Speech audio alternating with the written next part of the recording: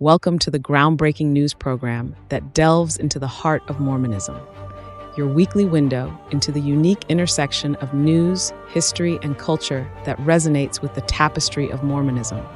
So whether you're tuning in from the heart of Utah or joining us from around the world, your favorite news program starts now, where news meets insight and the stories of our faith unfold.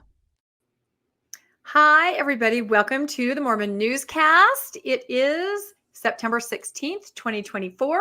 I am joined today by my bright and bubbly colleagues, Bill Reel. How are you this evening, Bill? Exceptional, Rebecca. How are you? Whew, not too bad. And RFM, how are you today? I'm great. Thank you so much for asking, Rebecca. Yes, I try to check in with everybody, make sure everybody's okay as we start at the top of the show, since I'm in charge this week. What? Can I ask you a question? Possibly. I think that the church just announced the location for the Tacoma, Washington temple, and you might have something to say about that. Do you know, it is true. You actually just sent me, because people tend to send me temple things, this announcement saying, announced Tacoma Temple.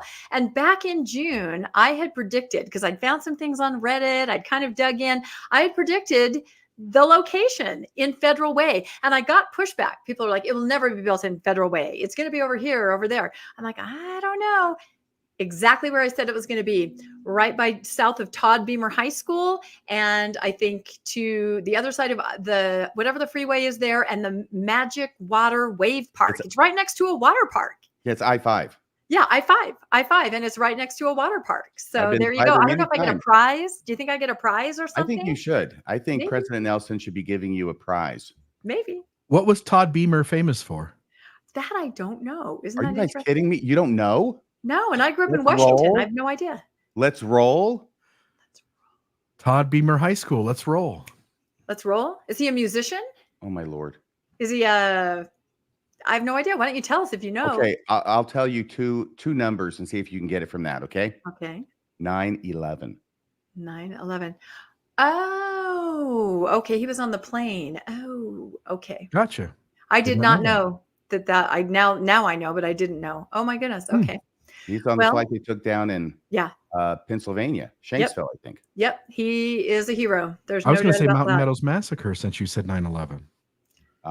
The other 9/11, the first 9/11. Yeah, people forget that too. So, wow, we're kind of starting on a heavy note. Let's go to our slides, but thank you for letting us know. I wanted to bring it up so you could take a victory lap. Oh. And you didn't know who Todd Beamer was. So I guess it's kind of a wash. You know, I assumed it was somebody. I assumed it was someone that was local to Washington, which I probably should have known because I grew up in Washington. But now we know. In my head, I don't know if he was local to Washington. Yeah, I don't either. So anyway, that's where the temple is. I'm sure we'll get more information later. I did look it up when I made the prediction to see what it was zoned, and it was residential. So who knows? We'll see what happens. Interesting. But tonight we are going to be covering the Mormon doctor sexual abuse. Finally, Amazing Grace. This is big news. Elder Holland apologizes, the Mormon Patriarchy, and a new Mormon holiday. So these are the things that we're covering. So I think we will go straight to our first story, which is going to be covered by Bill Reel. Good evening. In a troubling case out of Oregon, Dr. David Farley has been accused of multiple counts of sexual abuse, with allegations by numerous people coming forward to share their traumatic experiences. This case has sparked a broader conversation about the dynamics of trust and authority within the LDS Church. Dr. Farley, a Latter-day Saint who held leadership positions within the ward, his LDS ward in his community, was previously a physician at the West Lynn Family Health Center. He has been accused by over 100 women and children of conducting invasive and unnecessary medical exams, such as hymenectomies, and a high number of vaginal examinations on female patients, often without gloves, and making inappropriate comments about their bodies. Some of these procedures, including membrane sweeps to induce labor, were allegedly performed at his home. Farley also admitted to photographing the breast and genitals of underage patients, claiming it was for educational purposes, though he failed to obtain parental consent. The investigation into Farley's actions have fallen short of taking the case to trial and has been criticized for its shortcomings. The Westland Police Department assigned a detective with no formal training in sexual assault investigations, leading to significant lapses in handling the case, along with missing documents from the investigation. Despite evidence such as the images of children mentioned above, along with photographs found on Farley's phone, a grand jury declined to bring criminal charges against him. While the women who alleged the abuse continue to push for the case to be reopened, these allegations highlight a broader issue within LDS or Mormon communities, where members are often encouraged to place significant trust in male priesthood holders and external authorities. This cultural norm can sometimes overshadow personal intuition and discourage individuals from questioning or challenging authority figures within their faith community. For women and children specifically, this dynamic can create unsafe boundaries and environments where abuses are more likely to occur and to remain hidden, and abusers are protected in various ways. Experts and advocates argue that this reliance on external authority can undermine the development of safe boundaries and the ability to trust one's own inner conscience.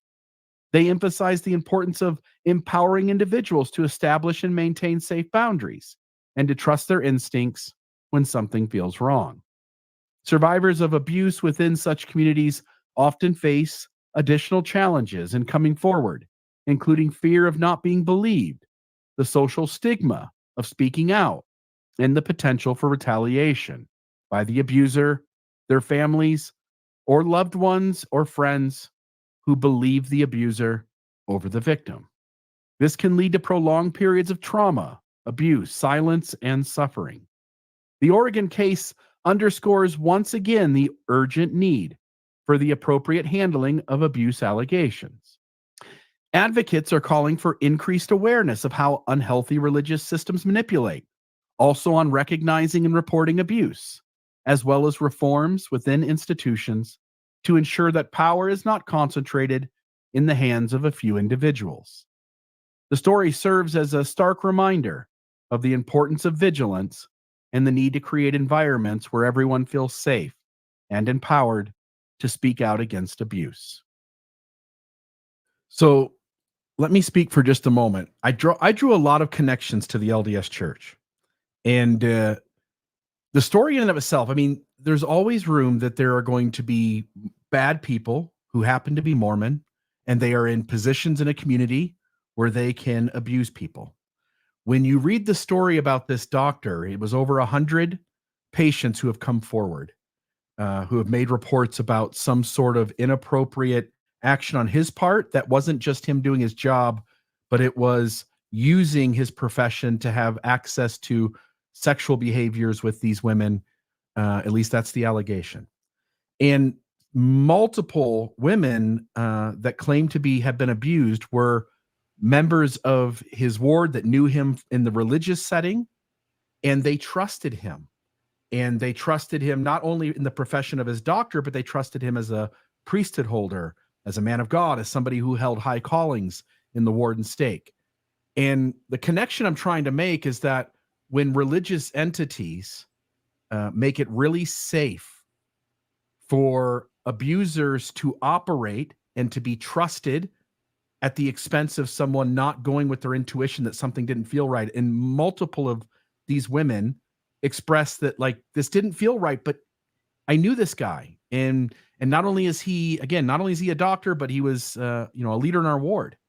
And so they ended up, young female patients ended up going ahead with what he claimed were procedures that need to be performed that in hindsight seemed deeply inappropriate. And the connection I'm trying to draw is that people grow up being taught what is a safe or unsafe boundary.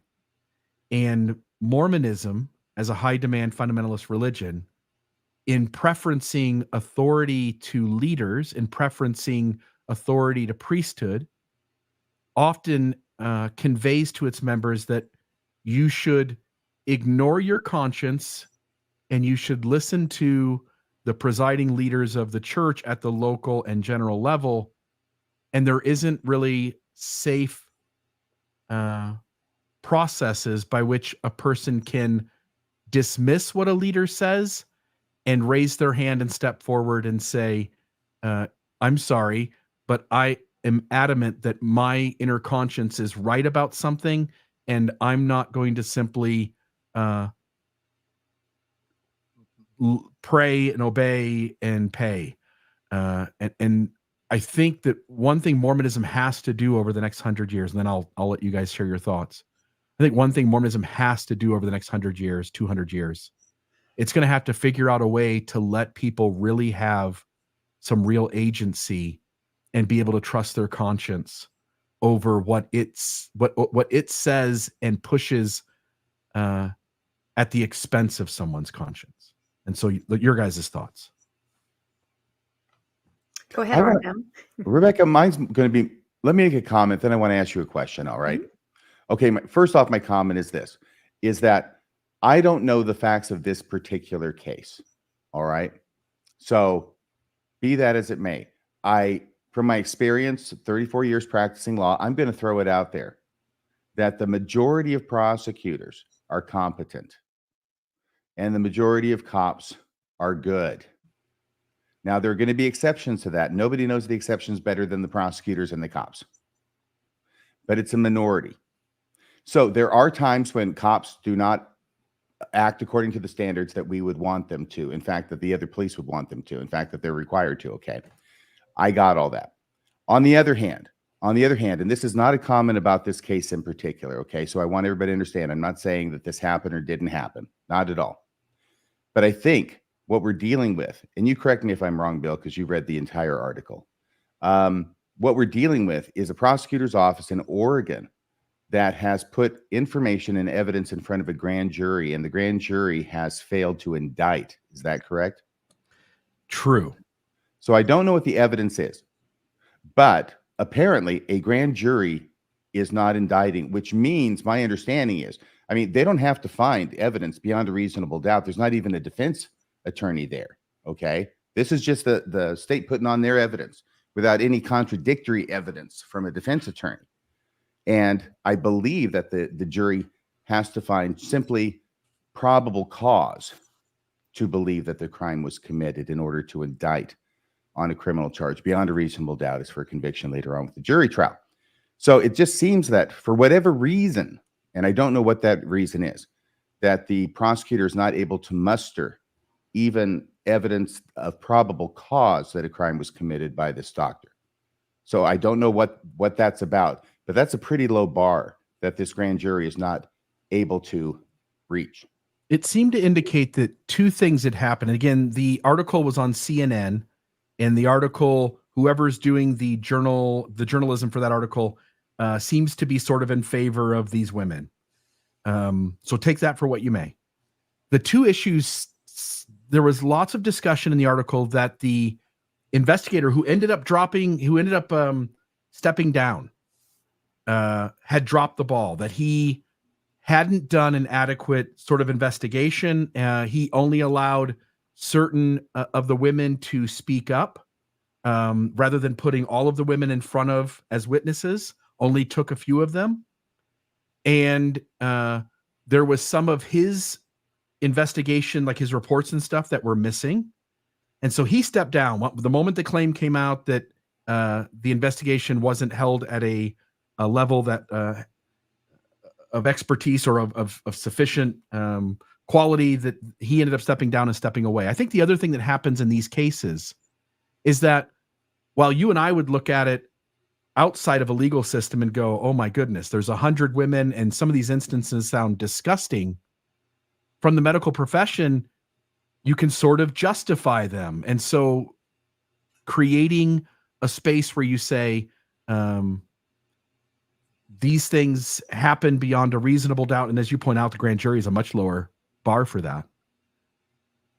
But at least on some level, these women felt like, and the story sort of indicates, like, all of these things, he has an excuse for all of these. He has pictures of young children. He claims it's for educational purposes. He does a hymenectomy. He's doing some procedures in his home, takes the girls up to his room. He's suggesting that they need things that outsiders would go, that doesn't seem like that's needed. That doesn't seem appropriate. It seemed like an excuse for him to be able to do things to these women. And so we're sort of left. Again, I also feel like you do that we don't know for sure the story's true, but I think the story is a chance for people to have conversations about standing up for yourself if something doesn't feel right, asking everyone in the room to pause and to explain better to you why this is needed or what's going on. And society's bad enough at this, but inside high demand religion, it is often really tough for children and women specifically to feel safe to say, hey, everybody, let's pause for a moment and let's just talk about the ramifications or repercussions of what's going on. And I think in a highly Mormon community, you'll find that abuse, child molestation tend to be higher than they are in other places of the country. So I think this is a great story to sort of frame a larger conversation around. But you're right, the grand jury did not take this to trial. This brings me to my question for you, Rebecca. And you're a woman, okay? Me, no. Bill, I don't think so.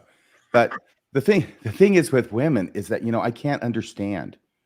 I have an idea, but I can't really comprehend what it's like to go to a male doctor. I know they're not all male now, but a lot of them are. As a woman, to go to a male doctor and allow him to do things to you that you would never allow anybody else to do to you.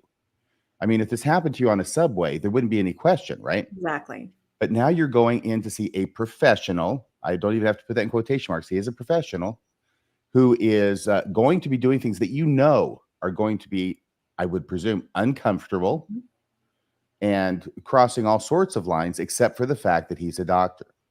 And doctors who want to abuse that, do abuse that they're in the position. But does that make it more difficult for women at all to be able to figure out where that line is between a doctor doing things that he should do and things he shouldn't do? Yeah, no, you're absolutely correct. Think back to the broadband case that we were talking about a few weeks ago. And they weren't even, if I can remember, something about because he was a medical professional, it was harder to prosecute. There were some kind of protections in there for him. And this is exactly true. And as Bill pointed out, absolutely correct. When you're raised in the church, especially a woman of a certain age, I like to think maybe girls now are getting that empowerment that you can stop, you can have autonomy. But people my age, maybe slightly younger, you just don't. You trust the patriarchy. We're going to talk about that a little later on the program. And you trust your medical professional. And I was in a situation once. It was not anything like these women, but I was at a dentist appointment with an LDS dentist. I was a college student. I didn't know him. I was new to Provo at BYU, and I just had to have a filling. And he said, well, I need to give you also an exam to check and see if there's anything like cancerous with your jaw. I remember thinking, well, that's very odd. I've been to the dentist a lot, and he proceeded to, in my book, cross a line. It wasn't just my jaw. He was definitely touching me in all kinds of areas on my neck.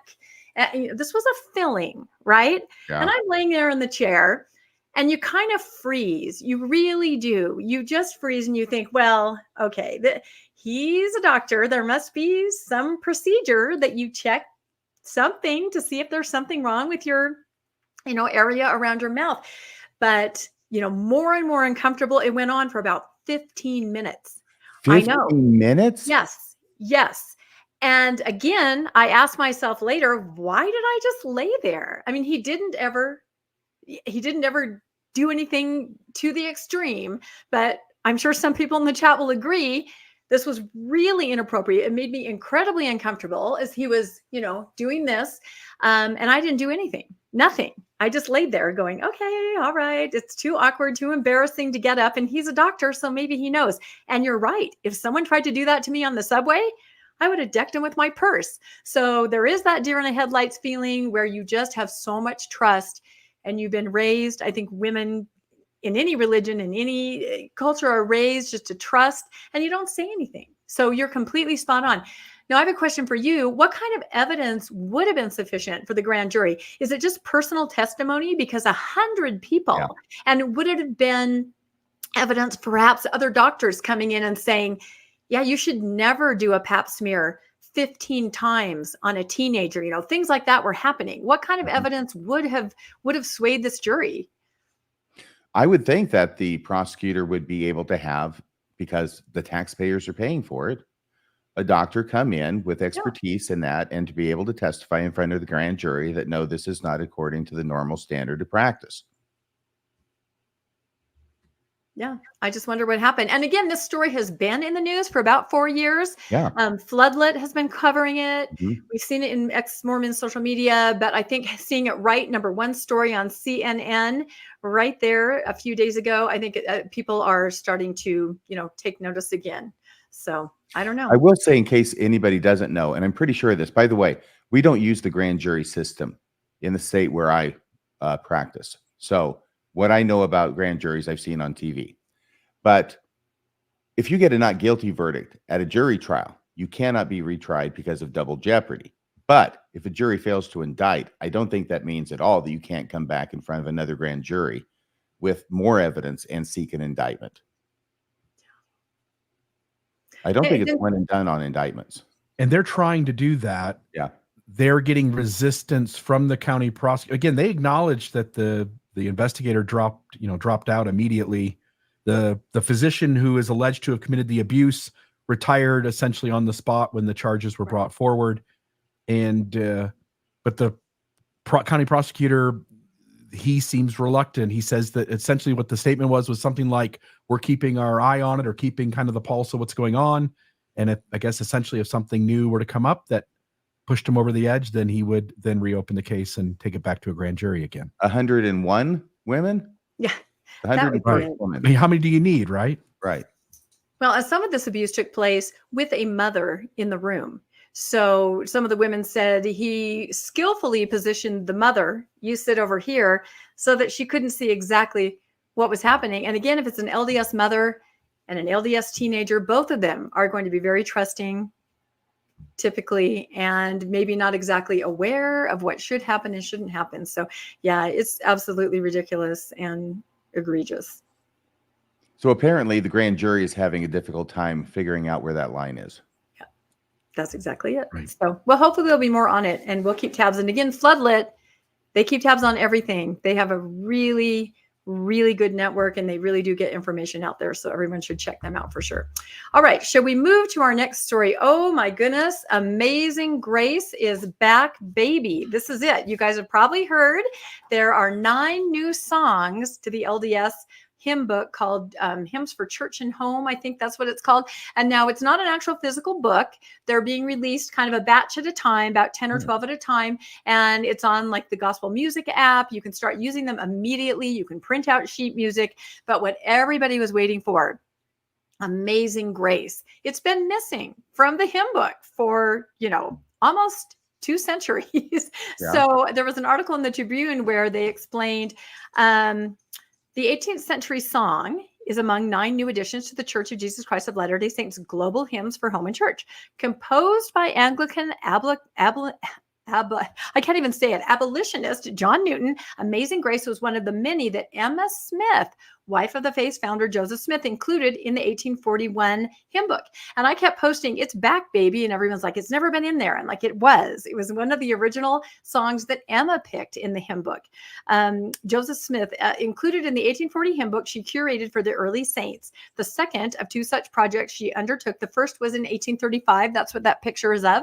The 1835 LDS hymn book curated by Emma Smith herself. And then it goes on to say, for complex reasons, writes Brigham Young University music professor Michael Hicks, including Emma's opting out of the westward migration to present-day Utah, her collection of songs fell out of favor with early church members who replaced it with other hymn books without Amazing Grace. Now, when I was growing up, this was a Christian song, so you did not sing it. It had the word wretch in it. We do not sing the word wretch. It also talked about grace. We don't talk about grace. We don't believe in grace. This is how the song was explained to me, because when I was a teenager, my other friends were singing it in their church choirs. They were Baptists, and I would do a lot of things with them back and forth. And my parents would say, no, we don't sing that song. It's about grace, and it's too Christian, as if it's a dirty word. So, but it's back. However, it's back without the second verse, which says, through grace, I'm saved. I can't remember exactly, but the whole verse about grace is gone. The second verse, the third verse is now the second verse. It's kind of all mixed around. So if you really want, isn't that interesting? That through many dangers, trials, and Yes. snares I have already come. 'Twas Yes. grace that something this far, and grace will lead me home. Is Yep. that the second verse? As I understand it, that verse is gone, and another one is gone. They've kind of put them back and forth, mixed them up a little bit. However, the word wretch is there. So, and I'm thinking it's because I couldn't think of another word that would replace it, really. There's really nothing else. Wreck, I'm a wreck. No, that wouldn't work. So it's wretch. So anybody, if you find yourself in church, I bet they're singing this a whole bunch because they love it. There were some other songs that were added. There were 9 altogether. It's interesting because a lot of them are primary songs. A couple of these I recognize from my days as a primary pianist, and that extra song that you'd be given to be able to play at the primary program. And it's now in the hymn book. And I was absolutely stunned to see that the Bee Gees song, How Deep Is Your Love, has made it into the hymn book. I was thrilled about that. Yay. I'm really happy about that. You know what? I'm reading it closer now, and I'm seeing that it actually says the deep, deep love of Jesus. So it's not a Bee Gees song. I am a little disappointed, but I feel like the Bee Gees could have done an amazing rendition of that. So. I'll bet they could. It was just a 3-part song instead of 4 parts. Though. That's exactly right. People have made the observation that a lot of these songs, because they are more Christian, they are more, I don't know, soulful, full of feelings, deep, deep love. Some people said sexual innuendo. I think I actually said that. They said that? Oh, you said that. I think I said it. And Not some a other pain people in the said ass it too. to sing for the millionth time.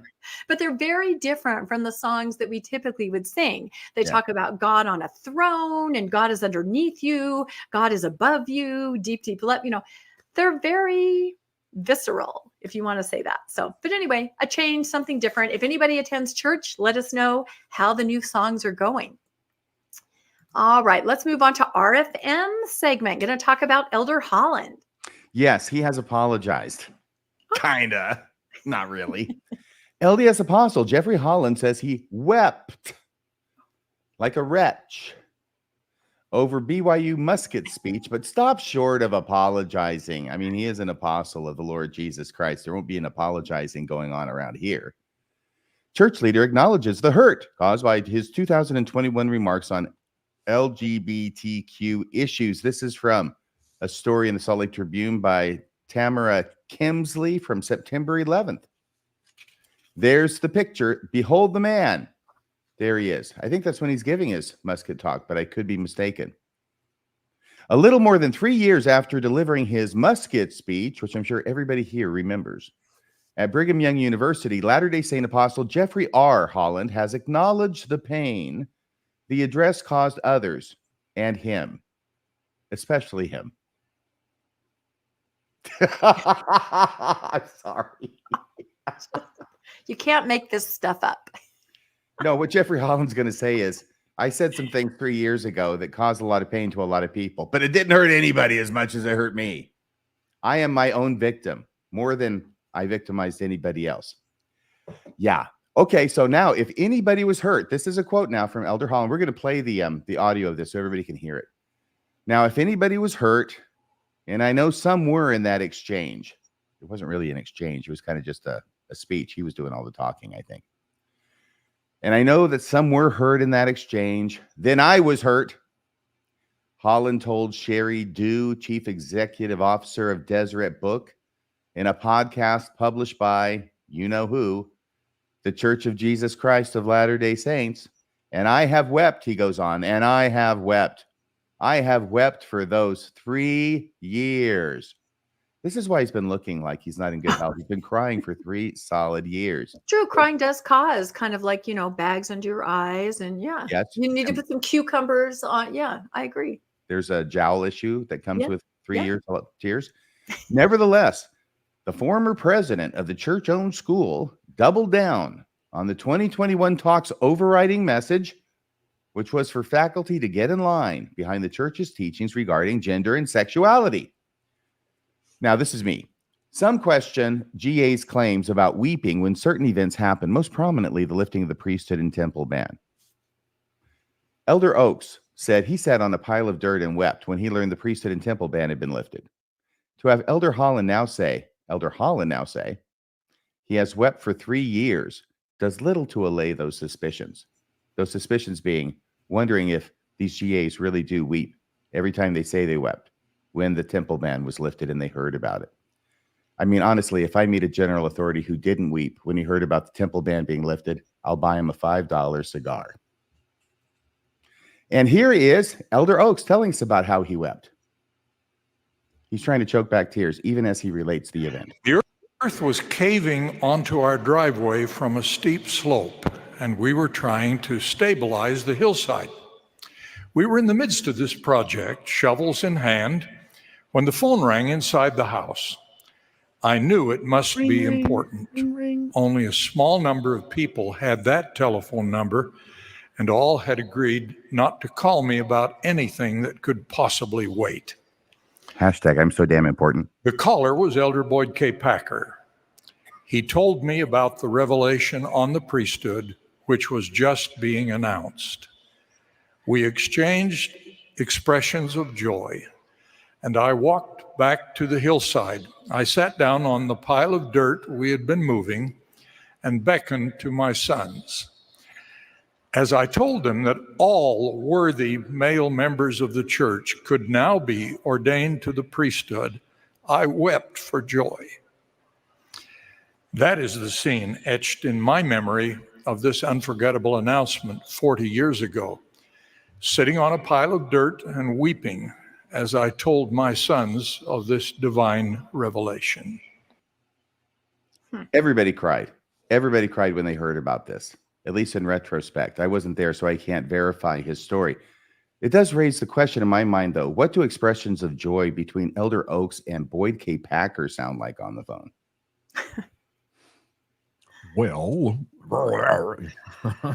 I know this has happened, And I'm really joyful. I feel like they all knew it was going to happen. Hasn't anyone read Matt Harris's books? This was in the works forever. It was a debate. It was a bargaining. They all knew it was going to happen. There was no big surprise or revelation to the top leadership. I think it was a question more of when. Yeah. So, anybody have any responses to those before I go on with this fascinating news story? It just reminds me of one thing, which is when I lived in Ohio, I lived an hour west of Cleveland, and I'm a big sports guy. My dad is a big sports guy. I can't remember who Burt Bylevin maybe was the name of the pitcher, but he threw a no-hitter. And everybody, the stadium would hold 37,000 people, but literally there's 150,000 people who claimed they were there that night. There was another night where they sold beers for a nickel. It was nickel beer night or whatever. And what ended up happening is everybody got drunk and then threw things on the field and like jumped onto the field and took parts of the stadium, took the bases off the field, and took them home with them. And it was like an absolute ruckus. And more people claimed they were there that night and I feel that way about this, where every church leader wants to claim they were on the right side of things while being loyal to the team that was on the wrong side of things. And every one of them feels that way. Mitt Romney pulled over. Elder Oaks cried on the ground. Every one of these guys claims they had some sort of emotional moment when the race ban happened, and yet every single one of these guys were loyal to the prophets, seers, and revelators who were never, ever on board with that until it happened. It's true. I'm waiting for a general authority to say that when he got the phone call, he hung up and he said, "God damn it, they lifted the ban." Yeah. They never admit to it. We never hear those guys. I just want to ask him, where was the weeping in the decades prior to that? Why did you not go to the brethren and weep and say, this needs to be lifted? This is so wrong. Where is that weeping? Yeah. Not happening. They're just supposedly in their heart, hoping and wishing for that day. And then they weep. But there's no weeping, metaphorical or real, as you try to say, this is wrong, church. Take a look at this. No one did that. If everybody who says they wept about it had really been weeping about it, we never would have had a ban in the first place. Yeah. Yep. All right. So do we have the audio now? Yep. Let's see. So this is from the podcast, which is called the Church News Podcast, when Jeffrey Holland was being interviewed by Sherry Dew. I looked it up. We've got the timestamp on this. It's about 3 minutes or so long where they're talking about this particular issue. And I thought we owed Elder Holland the courtesy of listening to what he has to say in his own words.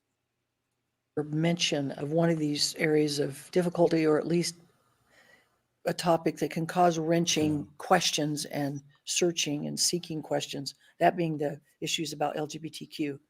You gave an address 3 years ago this month at BYU. It was at their annual university conference with faculty and staff.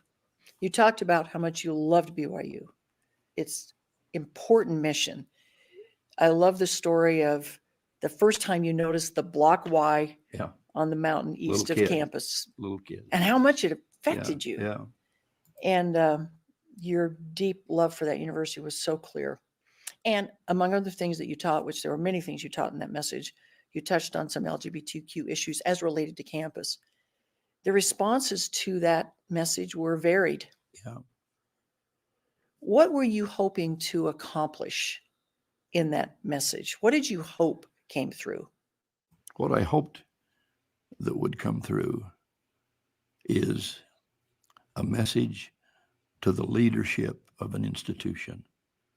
It was the annual university leadership conference about how you direct and manage an institution. And I was teaching what I hoped would come through, and that is loyalty to and devotion to and adhering to and never yielding from the mission of Brigham Young University. That's what I hoped would come through. And I didn't want it to veer here. I didn't want it to veer there. I didn't want it to veer up, down, in or out. I wanted it to go right down the middle of the doctrinal highway. So I say, Lord, I believe, bless thou my unbelief. Well, let's talk about how we make the university or keep the university loyal. Now, if anybody was hurt, and I know some were in that exchange, then I was hurt. If they were hurt, I was hurt. And I've wept. I've wept for those 3 years.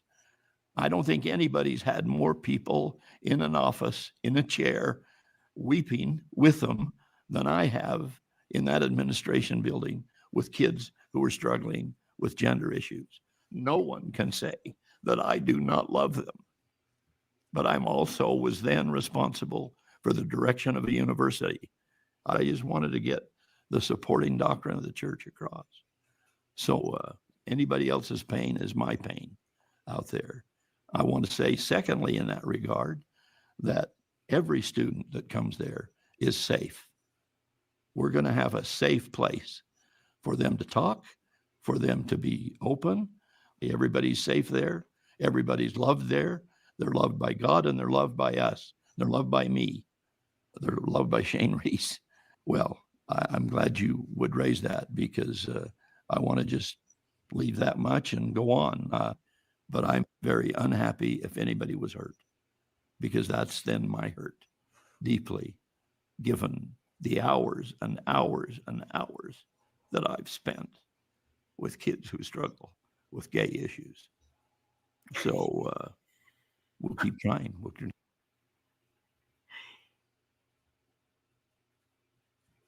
Say it's actually 8 more seconds. He's going to, I don't know, sob his way to a conclusion there.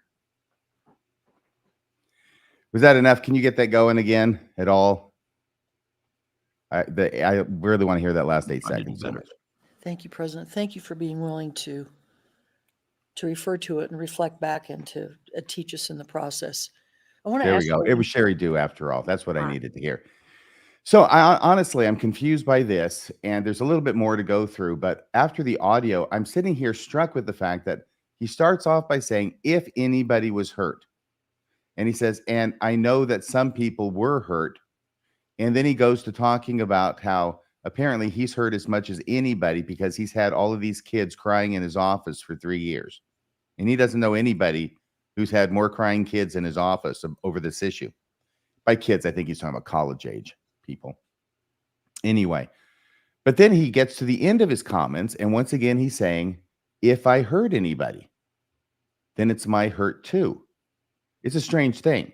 I mean, how can it be your hurt if it's just an if you don't know that you hurt somebody? I don't know. But apparently it's been affecting him enough that he's been crying for the last 3 years. So hopefully he'll be better now after giving his non-apology apology. What do you think about that, Bill? Do you think it's odd? So he at the end he says, "I'm glad you brought this up." Now this is Sherry Dew sitting down with Elder Holland. If you don't think every question and answer is scripted, at least to the point where I know what you're going to ask, the brethren have assigned Sherry Dew to cover certain topics. My hunch is Elder Holland, the last time I saw him and what we did within the last couple of weeks, he looked really rough. My hunch is he's getting towards the end of his life. His health is not the greatest, and he wants to sort of clear up a few things that maybe will be damaging to his legacy. So here we are 3 years later. And as you point out, RFM, he says, if I hurt someone, well, you either did or you didn't. If you've had people sit in your room, you know that you've hurt them. Notice, like you said, notice there's really no apology there. There was no, I'm sorry for what I said.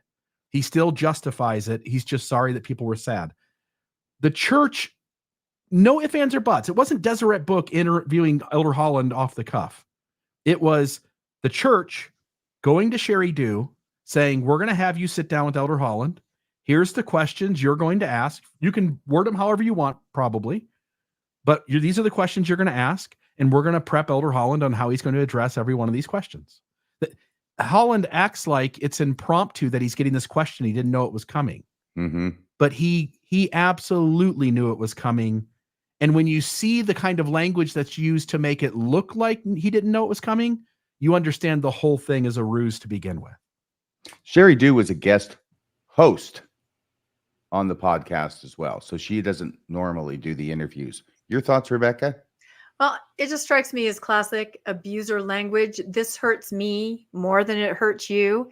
That's never true. It never hurts me more than it hurts you.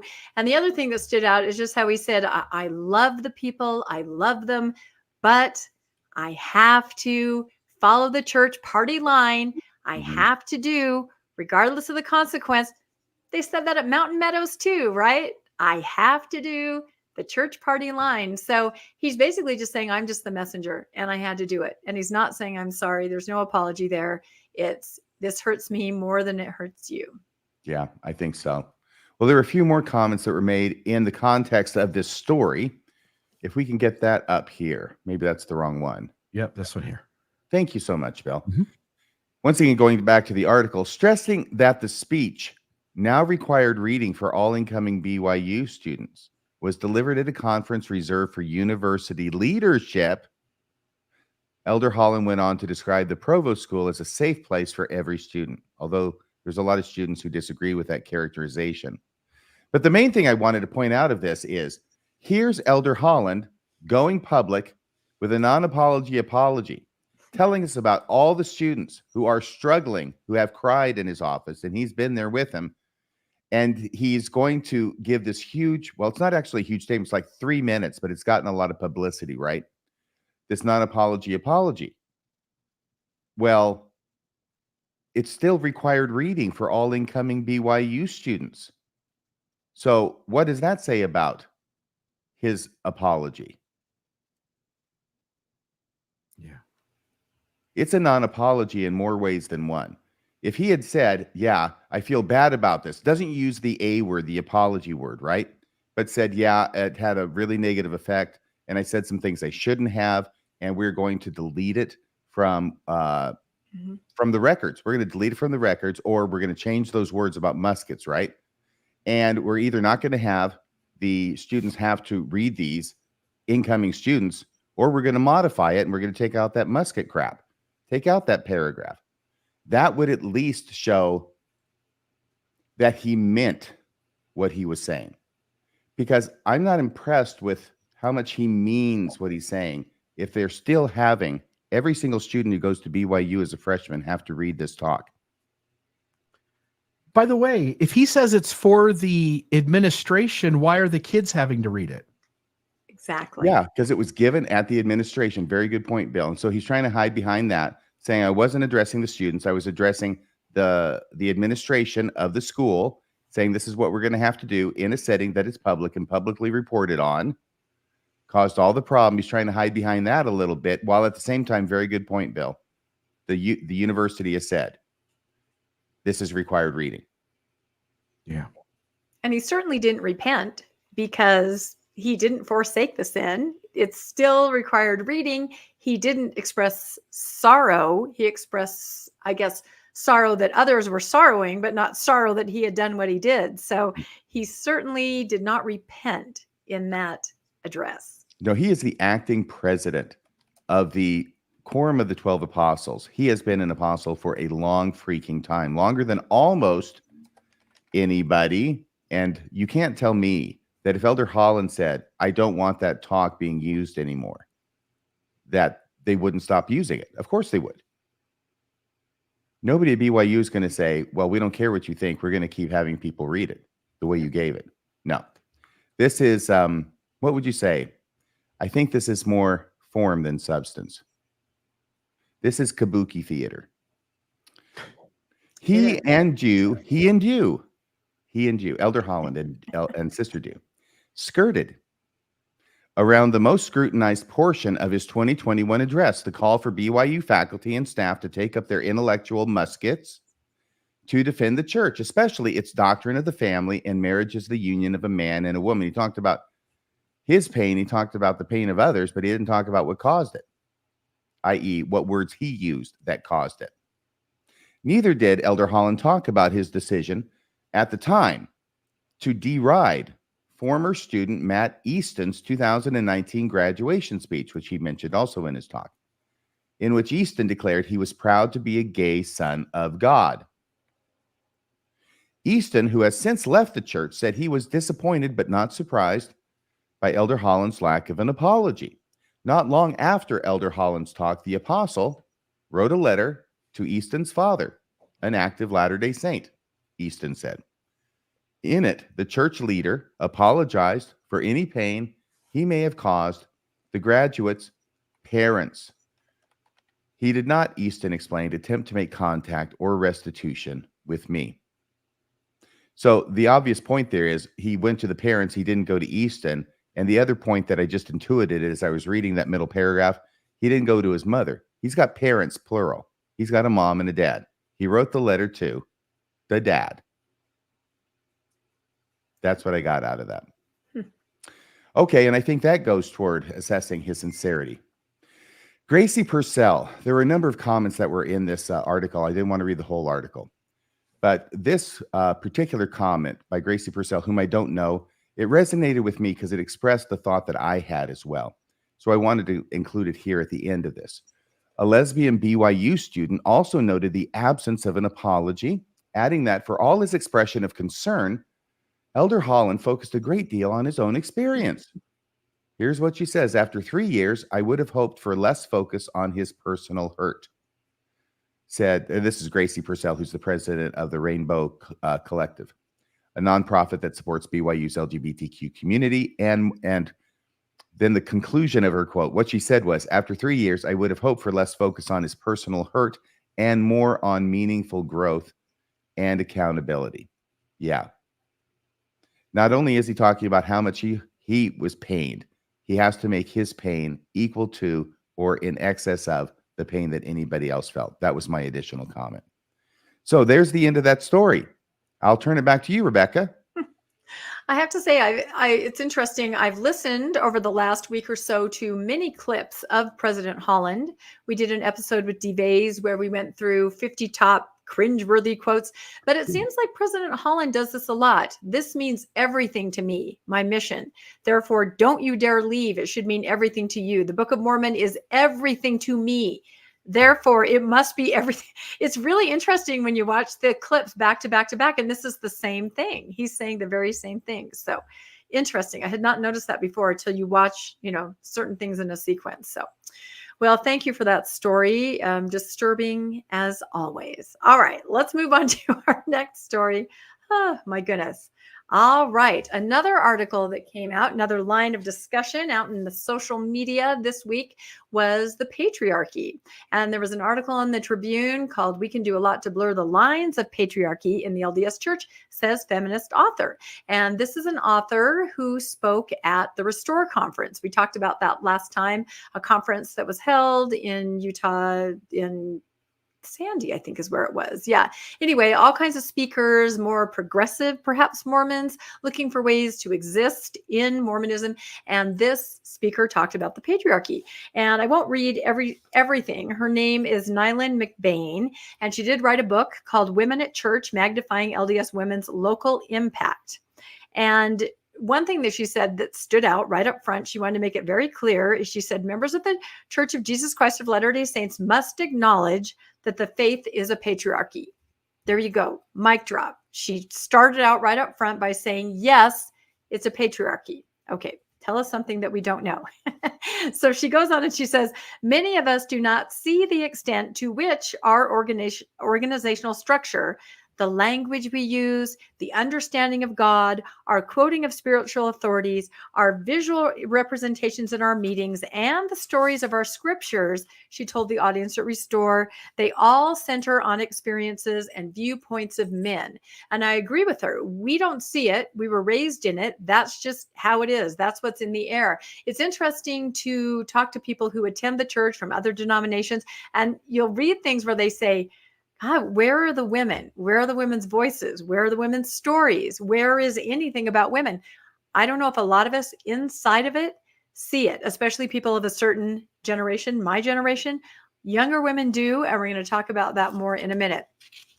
So her book, and this was an interview on Mormon Land, she talks about, strides toward gender equality in the church. What can we do? And she again states, I want to be very clear, we do live in a patriarchal governance. And what she's talking about is finding ways to exist within this so that women feel fulfilled, they feel heard, and they feel like they have a role. She's not saying there's any way to change it. It's kind of a given that it's there. But are there things that we can do to be able to feel fulfilled while attending church within this patriarchal system?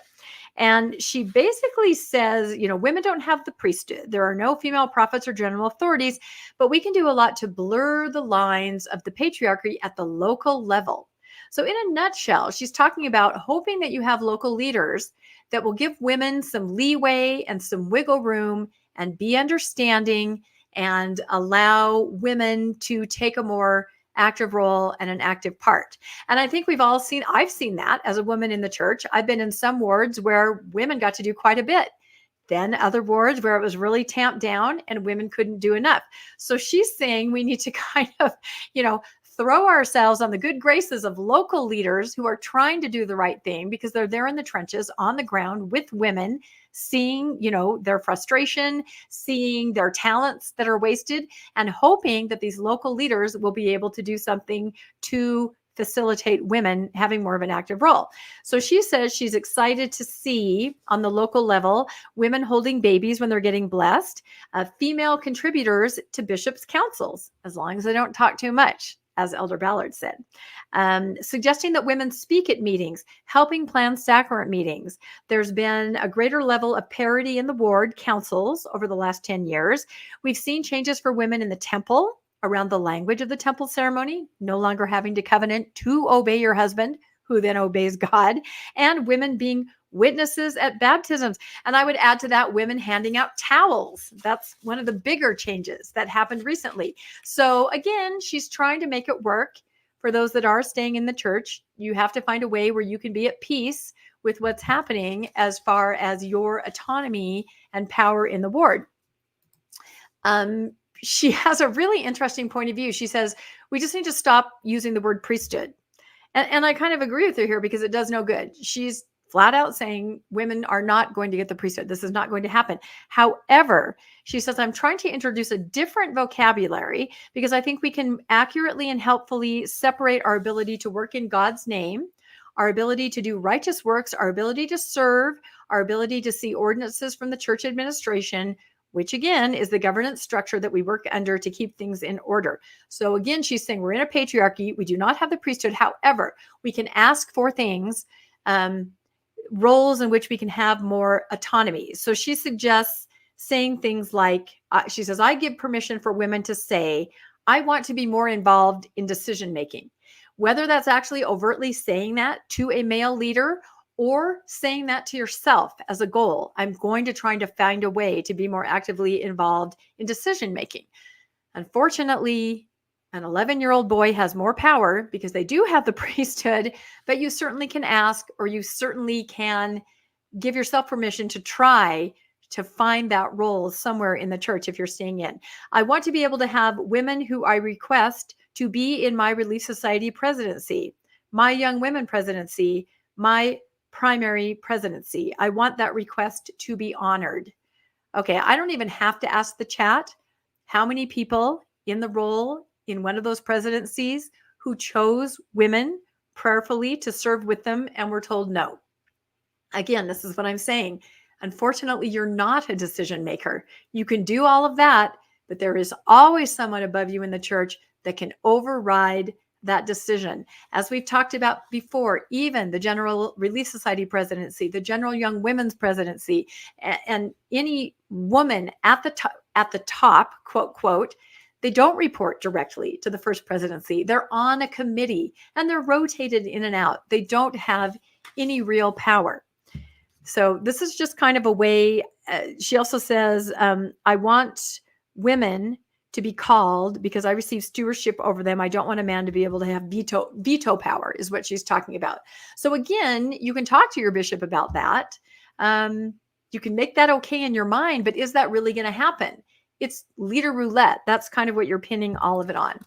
And again, relying on local leaders. She says the governance of women can be drastically different from ward to ward. So she admits that, and from stake to stake. And that's probably the biggest downside and the most exhausting emotionally. And she points out the Bay Area stakes where women had been seated on the stand. This was a huge issue a year ago. And the area authority changed. He got wind of what was happening, and instantly the women were sent down from the stand. In that situation, women did kind of take a stand. That was a big issue for a couple months, kind of died down. So again, she says going forward, she's optimistic that people will take personal responsibility and stewardship. And then she says, use your imagination to read between the lines of the handbook. So again, local leaders, please try. There's got to be some wiggle room is what she's saying. There's got to be a way to include women. There's got to be a way to utilize women, utilize their talents. There are more women in the church than men. It's a complete wasted resource. But as we saw before from those guides on how to staff a ward can completely function without a single woman. And that's extremely telling. So she's trying to give women hope. She's trying to hope for them that they find themselves in a ward in a situation where it's going to work out. But again, I know that this book and this woman is very polarizing among women that I interact with, simply because it kind of says to women, just be there, just try, just wiggle around, just use your imagination, instead of saying, I don't want to do this anymore. I'm going to step away. So any thoughts on this before I go to the last little part I have? I was going to say something along those lines, which is I know that Nyla McBain inhabits this space and champions this idea of trying to find the places in Mormonism and in the orthopraxy where it's not forbidden, expressly forbidden for women to do something, but it's sort of traditionally done by men, and to start working in that space to try and reclaim or claim some of that power, that authority, whatever you want to call it in the church. And on the other hand, of course, I'm sure that there are other people who look at that and see it as a bit tepid and want to be able to do everything that men can do, regardless of whether it's expressly prohibited. Yeah, I think you're right. Bill, any thoughts on that? Somebody in the comments said that this is sort of an apologetic approach, and it sort of is. Hey, everybody, things aren't the way we would want them to be, but you can find little ways to push back and to feel like you're making a difference. And as you guys point out, are you really making much of a difference? No, because the thing's going to do what the thing's going to do. It'll react a little bit to nudges to be healthier. But in the long run, you're going to bang your head into the wall in a lot of frustration as you try to have a church experience that has some equality to it, that has some fairness to it, that has some goodness to it in terms of not manipulating you or or bumping into in ways that it's being unhealthy to you. You stretch out people's feeling they can hang around and try to stay with it until it self-corrects, but it never really self-corrects enough. And then people just end up hanging around longer, feeling a lot of frustration and misery. And again, feeling like they're banging their head into the wall and not getting very far. Yeah. Just like my friend, the Stake Relief Society president, who has to take a Xanax every Sunday to get through the day. That's exactly right. Oh my goodness. On behalf of Nyland McBain, I would say this, that when and if the church ever changes radically on its position about women in priesthood, I guess the question is, are they going to go from 0 to 100 in one step? Or are they going to get there by increments of 5 miles an hour? So going to 5, then 10, 15, 20, all the way up to 100. And if it's more likely, which it seems rational, it would be more likely for them to do it by increments of 5 miles an hour before they get to 100, then maybe Nyland McBain is on the right track. I don't know. I guess the future will tell. Yep. And because go ahead, Bill. And because the world is always moving to, as Elder Holland says, the church never catches up. So even if you cause the church to change because 1 million Mormon women put their foot down, it will only change so far as it remains 4 decades behind the world's movement anyway. Yep, that's exactly right. I was talking about this with my co-host on Mormonish Landon, and he said, even if the church suddenly started putting women into these upper positions, we would never have a woman prophet for 100 years. You have to work your way up.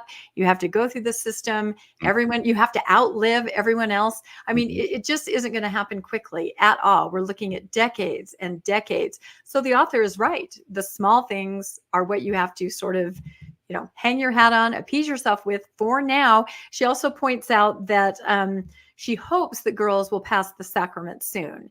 And that's completely doable. Everybody's reading, she says, D&C 59, where there's no reason they can't. And then she also pointed out the recent change that young women can now be greeters and are to be greeters and to arrange for the greeting at the beginning of sacrament meeting. Which again is kind of a hostess role, isn't it? Mm-hmm. The hostess right with the this mostess. way, right this way. and the question is that demeaning or is that a step in the right direction? Exactly. And I've seen women weigh in on both sides. Some say this is absolutely demeaning. You have a glorified hostess. You have a young girl, not a woman. She shouldn't be in this role out in public, uncomfortable. Others are saying this is incredible. Let them shine. This is a step forward. So again, there's disagreement even among women as to what is progress. So I did a podcast a couple of weeks ago with the amazing Lila Tuller. We all love her.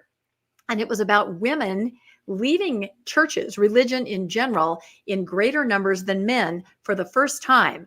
Up until Gen Z, men have been the ones that stepped away. But suddenly it's skewed. You can see in this graph from this survey that women are leaving. You've got 54% versus 46% in Gen Z. This is not happening in any other demographic. So we have young women that are stepping away. And I think we've seen this in Mormonism too. This study is, of course, all religions. So it says nearly 4 in 10 Gen Z women are unaffiliated, meaning not interested in religion. This is very different. The woman was the heart of the home. She's the one that kept the family together, kept them going to church. This is not happening anymore with young Gen Z girls at all.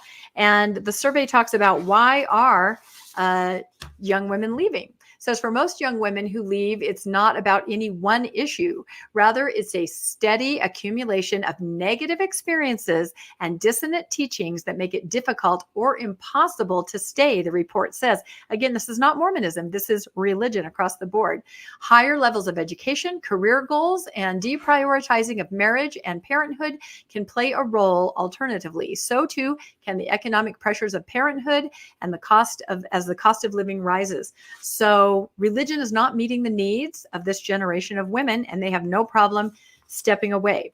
They say Generation Z women are far more concerned than previous generations with inequality, and they're scornful of institutions adhering to patriarchal hierarchies, including more conservative churches where women are not allowed to preach or hold leadership positions. Women are less inclined to be involved with churches, and they don't want us speaking up.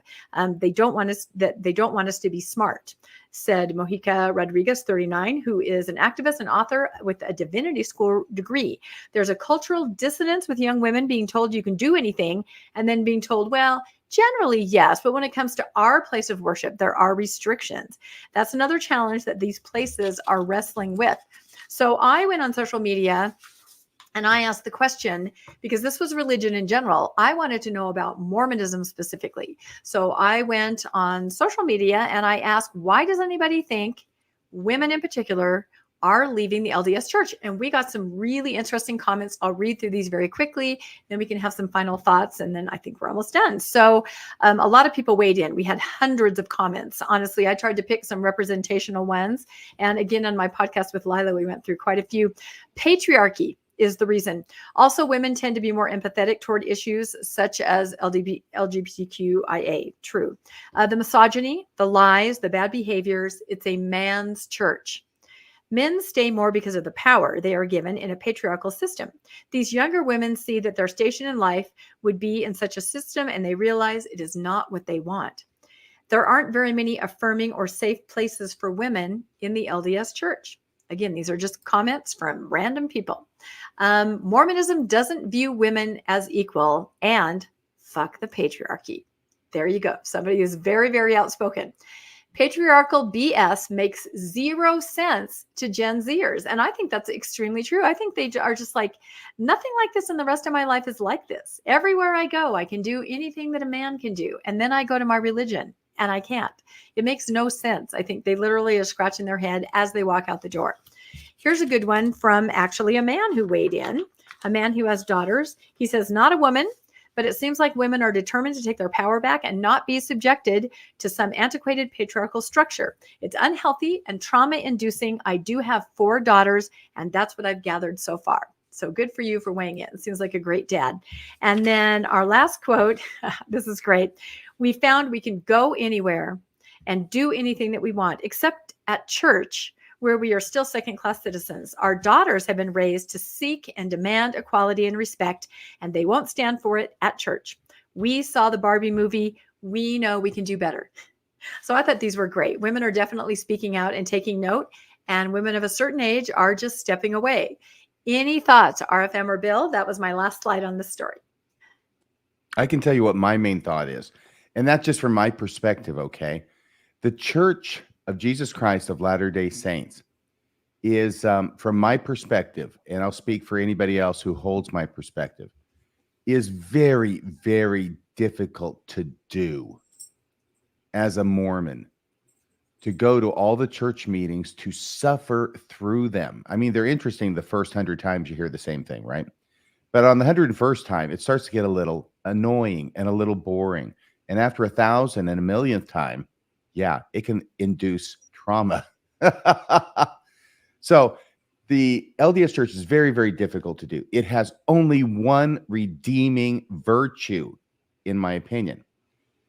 And that is that redeeming virtue that kept me going as long as I did for decades and decades. And that virtue is that it is true.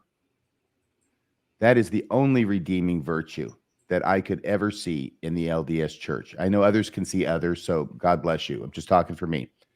And when I finally figured out that even that one redeeming virtue was not correct, that it's not what it claims to be, then it's like, it's not just, oh, well, maybe I won't go as often. It's like, hell no, I'm not going to go at all. I have been laboring to go to church for decades. It has been the most unpleasant part of my week. But the reason I did it was because it was true. And if it's not true, then there's no reason putting yourself through that at all anymore, in my opinion. And the only thing I'll add is the data point that we've played a few times on this news program. It's only one stake, but in that stake, there were twice as many women as there were men. I can't remember what it was, 800 and something to 400 and something. And there was the chuckle in the crowd. But for every woman in this church who's young, who's looking forward to marriage, to a worthy priesthood male who wants to have children born in the covenant, no matter how good you are, no matter how hard you try, you literally have somewhere around a 50% chance of, at best, and because of other factors, it would be considerably less than that. But you have a 50% chance at best at finding a eternal companion in the LDS Church. If every young woman really understood that data point, it would be sort of horrifying, number one, to know that there's not even a good chance that you can actually reach the goal that's been taught to your entire life. But then you also have to deal with the system making you feel bad for not carrying out that behavior of marrying an eternal companion, even though the odds are stacked against you and literally impossible for half the women in the church.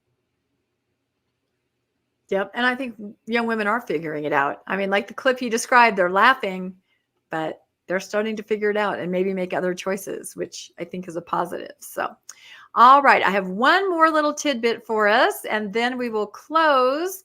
This is about a holiday, a new holiday that's coming up. It's going to be next Sunday. So it will be the day before our next newscast installment. It's Moroni Day on September 22nd. Or Nephi Day. You know, sometimes it's not exactly clear if it was Moroni or Nephi that appeared. So I don't know. You could celebrate whichever one you lean toward. So Moroni Day is celebrated on September 22nd to commemorate the day in 1827 when Joseph Smith received golden plates from the angel Moroni. Moroni Day is also the start of the Book of Mormon Central's BMC fundraising campaign, the fall fundraising campaign. Usually they have a big dinner. I don't know if a lot of you remember how Landon and I were invited and then banned from Book of Mormon Central because of our work with Dr. John Lendwall. There's a great episode on RFM about a year or so ago where we I talked remember about it. You were giving me real life updates, real time updates Yep. as it was going on. And Jackson was involved in that too, wasn't it? What's his name? Jackson? Yeah, Jackson Washburn. Yeah, he was kind of explaining to us what they were thinking over there at Book of Mormon Central. And we were talking to people, and Landon was on the phone saying, you know, a generous donor had gotten us tickets to go to this celebration. And we wanted to go. We wanted to talk to some scholars and see if anybody would come on our show. We were kind of just starting out. And so they let us go. And then we put out Dr. John Lendwall and they cut us and all kinds of, they actually banned us twice. The first time Landon was able to talk our way back in, as long as they ask him, can you control that woman you're with? Yeah. Of course, the answer to that was no way. I dare anyone to try. That's right. And they also told us we couldn't bring a hidden camera. So I had to, you know, ditch my trench coat. But then they let us back in, and then they banned us again as soon as we put out our very first episode of Dr. John Lendwall and his research on Book of Mormon literacy. So that was kind of a big deal.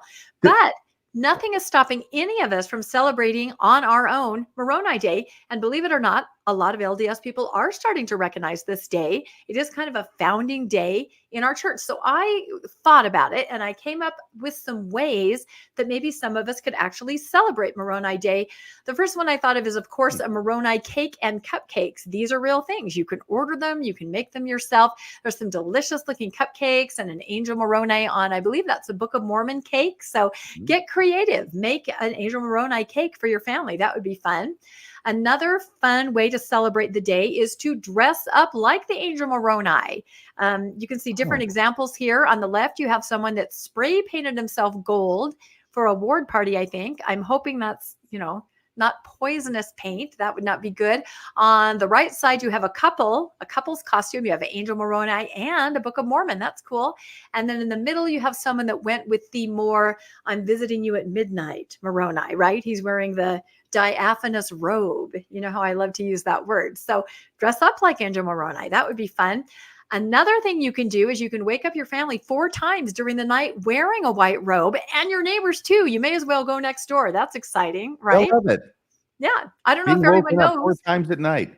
That's right. That Moroni, and look how exciting this picture is. AI knew exactly what I was talking about. He looks so thrilled. Hey, kids, it's Moroni Day. They're like, Dad, you've already woken this up at 2 and at 3 and at 4. But for those of you that aren't aware, Moroni did visit Joseph Smith several times, 4 times during the night. So that's why this would be a good thing to do.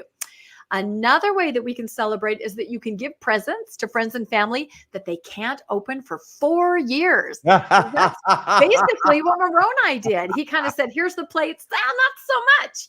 And Joseph had to go back year after year until he finally got them 4 years later. So that's kind of fun. You could wear your Moroni hood and gown, and you could give presents that can't be opened right away. And the last slide, of course, is for RFM. He's probably the only one that'll get it. You can ask the neighborhood kids if they want to see your monkey in the box. Do you want to explain that story, RFM? I think that if you have ears to hear, you will hear it. And I tell you something, that is not only funny, it's a good way to spend the night in jail. I was going to say bail money not included. Yeah, because of course there is this very obscure story about Moroni appearing to Joseph Smith on a trail in the guise of an old man with a box. And he asked Joseph Smith, if you have enough money, if you have coin, I'll show you what's in my box. And Joseph Smith wouldn't do it. It was a monkey, but it was also the gold plates. It's a very strange story. RFM covered it very well. So anyway, those are my suggestions on how we might celebrate Moroni Day. If anybody has any other suggestions, please put them in the chat, post about them. I think it's going to be great. So I think that's the end of our episode. Let's talk very quickly about what everybody has content-wise coming up this week. You guys have a big one on Wednesday. I know that. Do you want to tell us a little bit about that? I have a big one every day. Thank you so much. Well, you do. But the spirits have done their work all in one night is what I think of when I think about Moroni Day. Exactly. From Christmas Carol. I think it should be celebrated at midnight, since he starts showing up probably before midnight, and he keeps showing up after midnight. I think midnight's a good time to do it. And I do have to say, Bill is the one who came up with the monkey in the box story. Oh, good. Okay. I know one of you guys covered it. It was amazing after I told you about it. I came up with the monkey in the box story? You found it. No, I found it. I gave it to you, RFM. You got it from Rebecca, and you covered it. It was not my story in that episode. That was your story. It was me. Oh, okay. Because my parents told it to me when I was little. I tried to describe how strangely I was raised. I think we got it from an alternative source, whether it was Dan Vogel, but you had heard of it before. You were like one of the people who had heard of it before. No, I said, are you going to cover the monkey in the box? And you said, I don't know. And then you knew what it was. Yeah, I think then we found it. Then we went out and we looked for it. Anyway, it doesn't matter. Someone found it and it's amazing. I want to give you credit for that as well. Okay, I deserve credit for everything, as do both of you. Okay, so what's coming up Wednesday? All I know is I didn't come up with it, okay? You guys can fight it out amongst yourselves as to who gets the credit. It wasn't Bill. I'm telling you. I have a mind like a steel trap. So what's our big one we got coming up on Wednesday, Bill? Well, you have a special guest who's that's right. Sort of in the news a little bit within Mormonism. Yes, and he's got a bit of an accent, doesn't he? Sometimes he flies into he flies into I don't know, Texas or Switzerland most recently. I don't know what he was doing in Switzerland. He's probably opening an offshore account or something. But now he's back in jolly old England. He should be joining us on Wednesday night. Yes, I'm speaking about the inimitable, the diminutive Nemo, the Mormon. Not the fish. You have to make that clear. That's no, in fact, I'm going to go say it right now, okay, that what we want to call this, Bill, because it's about Nemo's excommunication, we want to title it Losing Nemo. Oh, I love it. That's great. Nemo. I'm thinking maybe like a fish that looks like Nemo, but with Nemo the Mormon's head on it. Yes, absolutely. All right. That'll be cool. We'll have Dory go in the wrong direction and have her be like Ezra Taft Benson. Keep on excommunicating. Have Dory with Oak's face saying, keep on excommunicating. Keep on excommunicating. This is a glimpse behind the scenes of the magic of Mormonism Live, how the thumbnails are created. This is incredible. And of course, the reference to Nemo, you probably all heard this, but for those of you that haven't, of course, he got the letter and he podcasted about, I'm being called to a disciplinary council. A husband told his wife, they're excommunicating Nemo. Their small child overheard that, burst into tears thinking it was Nemo the fish. So we need to make this clear because Nemo is not excommunicated that I know of. I don't think. Nemo got excommunicated off the reef. Off the reef. That was it. That's right. Okay, so Mormonism Live.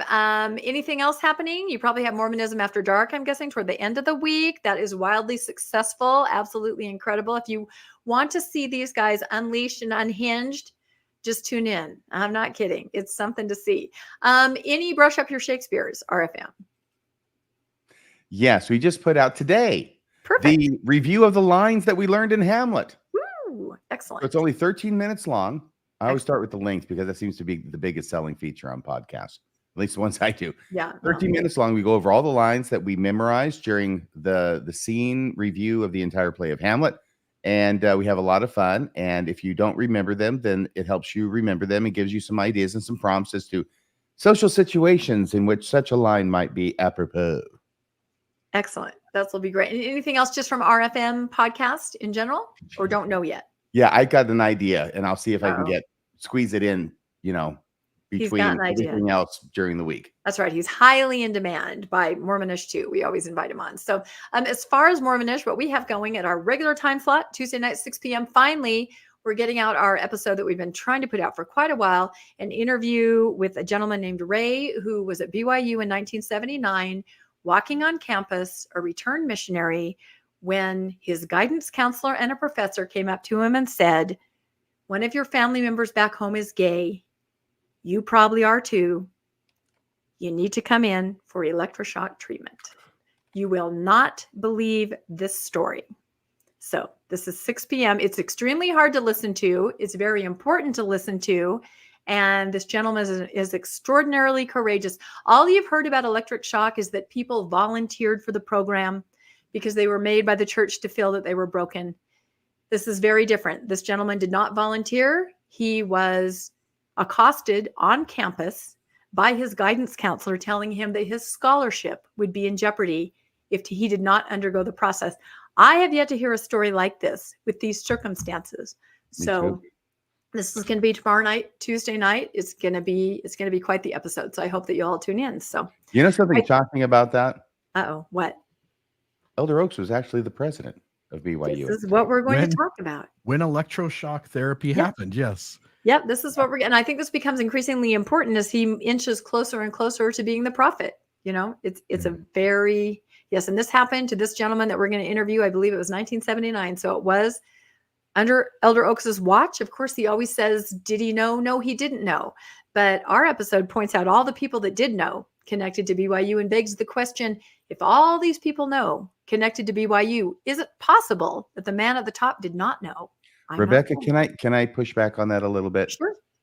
He did not say he didn't know or was not aware. He said it didn't happen. Did not happen. Right. While he was the president. And then later on, he was presented with the evidence that shows, in case he misspoke, did not recollect correctly, that indeed it was going on when he was president, and he chose to not correct his statement that was a lie as it stood.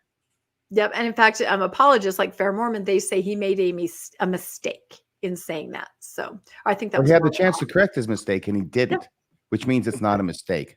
Exactly. Yep. It's still a hot button issue all these decades later. So, all right. I think we did it. Any final thoughts? Yes, Bill. Just really quickly. First off, I haven't run it by RFM yet, but it's been that way the last few weeks. Yeah. Mormonism After Dark, Friday, 8 p.m. Hey, so de show. Okay. What RFM just said in Japanese is hell yes. That's when we're doing it. And then I just want to say one other thing about something you said earlier. I have firsthand experience with this, not as the one dressed as Moroni, but as a friend of the house in which the party was held. There was a post-Mormon party held in Las Vegas, Nevada, where the home was a friend of mine that held the party. It was also another friend of mine who decided to spray paint himself gold and go as Moroni.